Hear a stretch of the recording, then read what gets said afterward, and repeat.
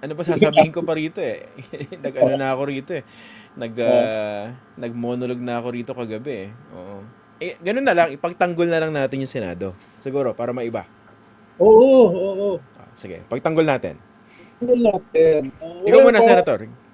Walang katotohanan yung ang usapin dito ay Senate presidency.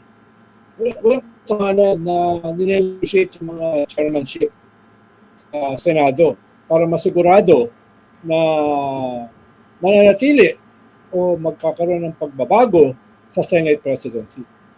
Okay. Walang katotohanan na yung mahigit anim na Duterte senators, no, ay walang katotohanan na, na kaya dinelay itong pag-convene sa trial court ng Senado ay talaga namang balak i-nip in the bud, balak i-technical para hindi maipasa sa 20th Congress. Walang katotohanan dyan. Yung mga nagsasabi niyan, no, ay talagang nais lamang masakin yung napakagandang imahe ng ating Senado. Kaya wag Ako mo nang naman, yung mga ako naman, nagrarant kagabi, ako lang yun. Marami lang problema yun. Kaya, yun, mga nagrarant. nagpapapansin lang yun. Hmm. Oo. O, Ako, ikaw naman. Depensa mo ako naman ta, Senado. ako naman. O, sige. Oo. Ikaw Um, naman. ang ginagawa ng Senado, eh, nililinaw lang po nila yung kanilang prioridad. At yun po yung kanilang mga batas, yung mga panukalang batas sa kailangan nilang gawin. Tapos, hindi po nila iniisip yung kapakanan ng isang politiko, hindi po nila pinoprotektahan si Sara Duterte, hindi po nila iniisip yung kanilang political fortunes papuntang 2028, hindi po sila sumisipsip kay Sara Duterte, hindi po sila nag-aambisyon Mhm. mag-vice presidente. Wala pong ganon sa equation. Wala, So wala. talagang ito po yung nakikita lang pinakamabuti na course of action para sa Senado. Hindi po nila dinidribble Siguro nagkataon lang po na mahina po siguro yung 99% ng mga Pilipino sa kanilang interpretasyon dun po sa fourth with. Oo. Mukhang ganon. Pwede, Mukha pwede nga. bang i-google ko lang Mm. Definition of fourth with. Mm. Mukhang sinungaling tong dictionary. Tingin ko lang Ano bang sinabi? Ah, nananawagan po tayo sa mga nasa likod ng Merriam-Webster Dictionary. Paki-correct po itong inyong definition dahil ang definition po ninyo ng forthwith isang adverb nakalagay dito without any delay, immediately. Hindi Asap yata ako yan, asap. naniniwala. Mali Asap. yata ito, no? Parang Ngayon mali. din. Hindi ako naniniwala. Ngayon din. Oo nga. Hindi ako Tingin ko, convinced. sino ba gumagamit yan? Hindi ko alam. Ha? Sino Mali. gumagamit? Nako, pati itong Cambridge Dictionary mukhang nabayaran to. Kasi ang definition nila ay without delay or waiting. Immediately, now, right away, straight Hmm. away. Yung Roget's Thesaurus. Teka lang Uh, mas gusto ko mas gusto ko yung Chisoros.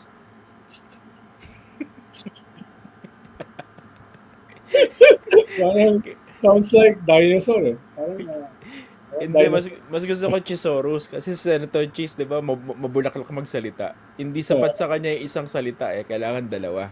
Uh, Mm. Ayan. Mas yun ang gusto kong konsultahin. Okay, medyo Senator pag-usapan natin ng konti yung spekulasyon ng iba na yung pagdidribble daw ng impeachment proceeding diyan sa House ay sa Senado may kinalaman doon sa Senate leadership. Pinabulaanan naman niya ni Senator Cheese. Syempre, alam mo, aminin niya yan, di ba? Pero officially, pinabulaanan niya. Ito naman na iniisip ko, Senator, no?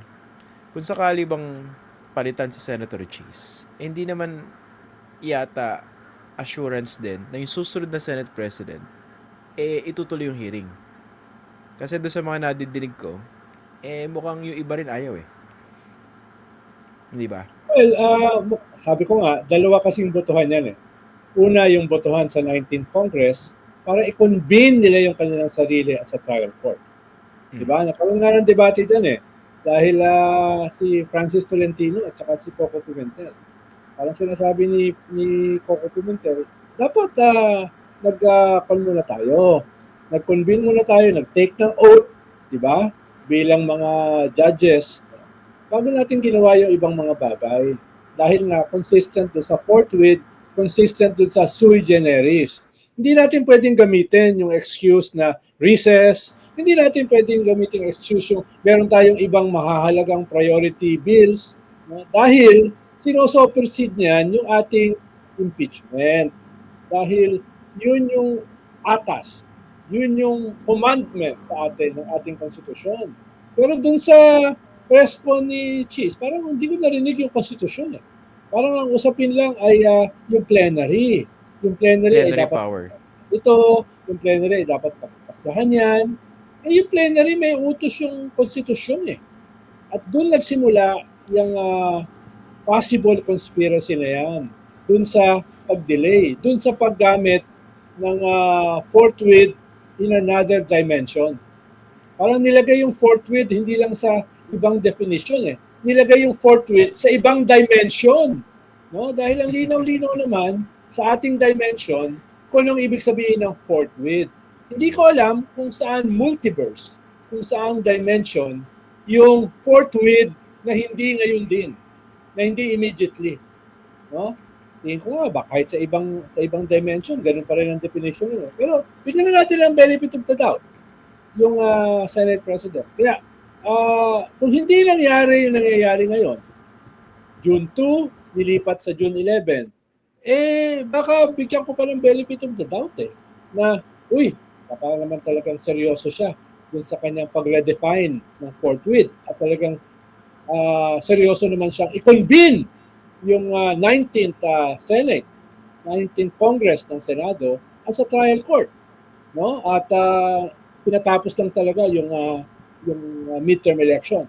Pero June 2, ginawang June 11, June 12, holiday, June 13, tapos na yung session ng both houses. Ano naman? No? So, anong ibig sabihin yan? Ano naman? Sana naman, kahit sa June 11, mag-take ng oath na sila. Mag-take ng oath na sila as judges. Sana naman, i-convene na nila sa trial court kahit last minute, literally. Last minute, hindi nga last 2 minutes eh. Last minute, literally. Pero kung hindi niya gagawin, ay magra-rant na naman yung post nito. Hindi nga ako nagrarant eh. Ako, ang gusto ko lang alamin sa inyo, bakit ba kasi minamadali nyo yung Senado? Ano ba naman kung Pebrero final yung articles of impeachment? June 3 pa lang naman ngayon ah. June 3 pa lang naman. Tapos may isang araw pa. May isang araw pa, di ba? Ba't naman kayo nagmamadali? May isang araw pa. Yan ang problema sa inyo. Alam niyo, masyado kayong yung... May isang araw pa eh. Tapos ang dami nyo na sinasabi. Napaka-demanding nyo. Ano ba kayo? Ilang buwan lang naman yan. Ano ba? Impeachment lang yan. Hindi importante yan. Ano ba naman? Kung kinonfront pa siya ni Senator Coco Pimentel, ang sabi pa niya hindi niya alam yung mga rules na yon. No? Hindi niya alam yung mga rules na yan. No? Dahil wala naman daw siya noong nakaraang impeachment. Bumoto pa nga siya para i-convict si Corona eh. Hindi pa alam. Hindi daw niya alam yung mga rules na yan. Tapos meron pang senador, kung ano sinasabi, mga Jeffersonian eklay. No? Eklabu. May eklabu pa, eklabu. May eklabu, di ba? Nagulat din naman ako sa senator na yon dahil nagsimula yung kay Pinoy eh. Tapos nagdigong. Tapos nag-BBM. Di ba? Tapos ngayon, mukhang pabalik uli sa digong. No? Anong tingin mo ron, Christian?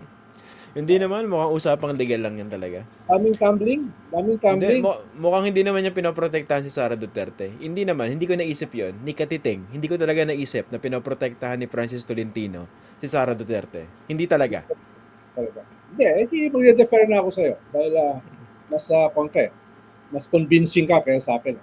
Walang ganon. Talisay ka. Hindi ka naniniwala sa mga mali siya. Ako, puro mali siya Correct. nakikita ko. Correct. Tsaka wala naman sa background ni Francis Tolentino yung pagtumbling eh. Yung pagbalimbing. Wala siyang ganon. Hmm. Sige, hindi naman siguro tumbling yun. Hindi naman yun. From Pinoy Cartwheel. to Digong, Cartwheel. Baka Digong hindi to cartwheel. BBM, at BBM back to Digong. Hindi naman pag-tumbling yun. Pagkuhan lang, parang transition. Cartwheel. Hindi. Cartwheel. Cartwheel. Cartwheel. Ang pinaka nakakamangha talaga yung alam mo yung sobrang sagrado katoliko sa kanilang imahe sa publiko. Pero sumusuporta rito sa mga Duterte tsaka dun sa kanilang yung mga patayan. Grabe, Diba? no? Anong level ng kaipokritohan kaya yan? Hindi na hypocrisy yun. Tumawid na yun. Tumawid na. Diba? Yung susuportahan mo, crimes against humanity, Hmm. serial killing, di ba? Yung mga bata na mga pinagpapatay, yung mga Kian de los Santos. Tapos yung traidor sa bansa, pagbenta ng bansa sa invader, sa mga Chinese, di ba? Yung pagtalikod sa mga massive corruption, massive mismanagement. Hindi na yun, Kwan. Hindi mo na pwedeng sabihin yun na Kwan lang, na naliligaw, hindi lang nabudol, no? Hindi mo pwedeng sabihin yun na Kwan lang, na bola. Kwan na yun. Dapat kasama na yun doon sa kasalanan. Hindi na yun, Kwan. Hindi na yung venial sin. Oo. If I may say, Actually, if I may say if, so. If at all. if at all.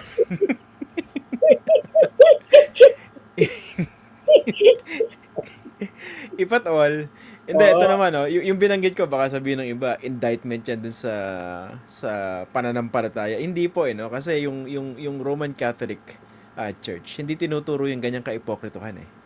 Diba? Hindi yan tinuturo ng simbahan, eh. Ang mali talaga dyan yung eh. Pero may mga ganun ako nakikilala, eh. Talagang nandidiri ako, eh. Diba? Yung naglalakad, talagang nandun yung cross, tapos panasimba, Religious, no? tad-tad ng religious Bible coach yung Facebook. Pero sana habang nagbibiroan tayo rito, habang nilalait natin ang isa't isa, sana nakikinig naman yung liderato ng ating simbahan na hindi naman natin sila inuudyukan na mag-intervene at sabihin kung ano gagawin. Pero sana as moral leaders ay magbigay sila ng moral na pamantayan para sa kanilang mga miyembro. Paano titignan itong mga pangyayaring ito? Diba? Paano titignan yung kanilang mga leader? Paano titignan itong nakabingit na disaster na kinakahanap ng bansa? Sana man lang may ganong klaseng, halimbawa, palating yung linggo, makapagbigay man lang sila ng pastoral letter to guide their parishioners, their members na, uy, medyo baka pwede natin tignan na ito yung moral moorings natin dapat. Huwag natin kalimutan. Diba? Katotohanan, If at all. justisya, accountability. Dahil maganda yung nilabas ng CBCP nung hinuli si Digong. It's about accountability. Sana makapaglabas sila uli ng Tingin ko maglalabas. Diba? Tingin ko naman maglalabas. Miski hindi CBCP, pwede naman yung mga individual bishops, no? Kasi yes. Pero mas maganda kasi kung yung makita na unified yung simbahan. Kahit merong mga divergent voices, at least makita na sa usapin ng moral leadership, nagkakaisa kami. Sa usapin ng impunity, nagkakaisa kami. Yung mga ganun ba, na mga minimums. Pero sino ba naman tayo? Tayo naman, mga prodigal son lang.